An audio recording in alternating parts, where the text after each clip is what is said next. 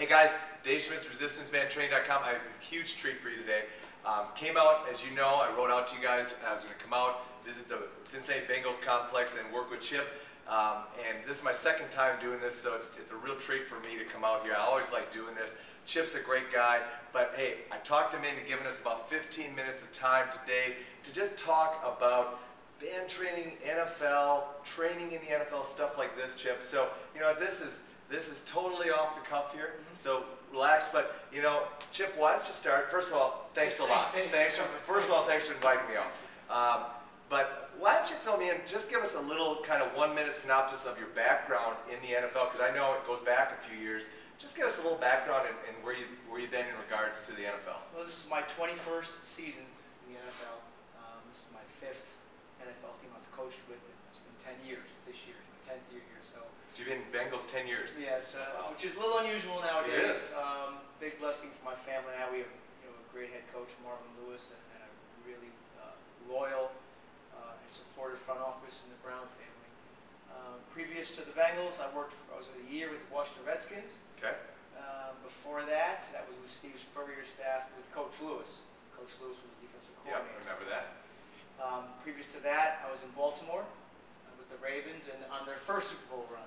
Okay. In 99 to 2001, and once again, Coach Lewis was the coordinator. That's where we met. Sure. And hooked up from there to Baltimore, and then Washington, and here. Prior to that, I was the first strength coach for the Carolina Panthers. When they started the team. I don't think I knew that. Yeah. I don't think I knew that. That's cool. Ground-up operation, and my first NFL job was as an assistant at the San Diego Chargers in 1992. So it's been 21 seasons this year. Prior to that, college football, Penn State for 4.5. Okay. And then Ohio State for my master's degree. Got it. Did you ever do any work in the high school level? I did. Well, part of my graduate assistantship at Ohio State. As part of that, they would assign the men in the grad program, the strength coaches, to local Columbus City high schools. Sure, makes sense. So there were 6 of us, and part of our experience after classes were done, when the school bell would ring at 3 o'clock, there I was at Franklin Heights High School on the west side. Got it. That reality of school ending and 200 kids coming into the weight room. You know what I'm talking about. I know what you're talking about. So we talk about that. Absolutely. So that brings me to my next question. And you know, I've had a chance to interact with some strength coaches that work exclusively with professional athletes. And I don't know how to exactly phrase this, but when you work with NFL athletes, you know, give us a little bit of a kind of how it works when you train NFL athletes, because you got things that I don't have to worry about. I mean, I don't have to worry about contracts. I don't have to worry about, you know, all these other things. But just in your general, you've had high school, you've had college, you had NFL. Give us a couple of points on the differences when you start working with the NFL athlete versus the college athlete. I don't think the training's a lot different all the time, except that you have some things that you really have to be concerned with these guys. Give us a little insight on that for a couple of minutes on that.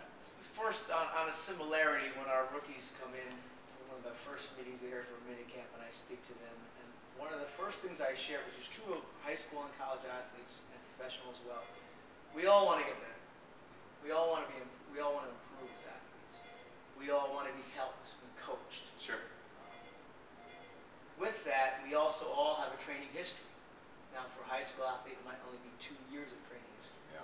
For a college athlete, it's their high school program and their college program. For a professional athlete, it might be high school, college, combine preparation, another team. We all have a training history. Yeah. With that, we've learned things along the way. We all have things we like and believe or like to do or believe will be important to our performance. So we have opinions and likes and dislikes and a history. With that, my job is to respect that and take that with our guys, because it's been maybe a long road. Take that and automatically respect it. Put myself in their shoes. I also have a personal training issue, things that I like and dislike, things that I think help me. Sure. So respect that, number one. But then let's add more into that. And that's where different modalities, band training, adding different modalities. Let me show you, I tell our guys, I also have a training history, a coaching history. years of experience. I've trained Super Bowl champions as teams. We'll have things we'll add into your program, we'll evaluate it. We have a program in place, a template in place. I listen to our athletes. We may already include a lot of that stuff. Chances are we are, because there's very little we haven't seen that. And the variety of things we have in here, whether it's bands, whether it's kettlebells, whether it's medicine balls, we have a great variety available to us.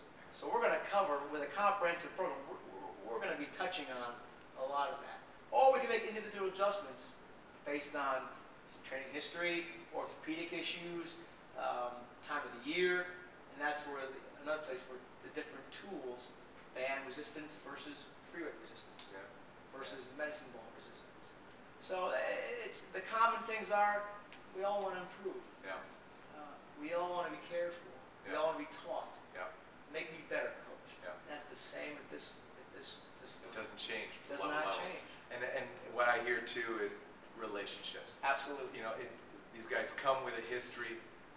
My high school kids come with a history. When I came in, they had a certain training program they followed. It took me a few years to kind of evolve with that. You know, you don't have a few years. You've really got to kind of find out, okay, here's what these guys are about, understand where they come from, respect what that's coming from, and really try to become a developer of that relationship, because the stronger that relationship gets with the better it helps the organization.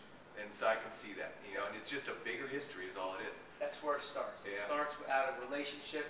First, I've got to build relationship. I don't know who quoted it first, but it goes like with athletes, they don't care what you know until they know that you care. Oh, that's a great comment. And that's true with the high schools I work with now. I volunteer over at Moeller High School. Also with our guys here. First of all, they want to know, do I care? Am I consistent? Am I there for them? Do I have good information? Can I coach what I ask them to do? Can I coach it? Coach it. Do I believe in it? And ultimately, will they see results from it? Right. And then so the buy-in comes from relationship, with our staff, but also then we deliver the goods with what we're teaching. Well.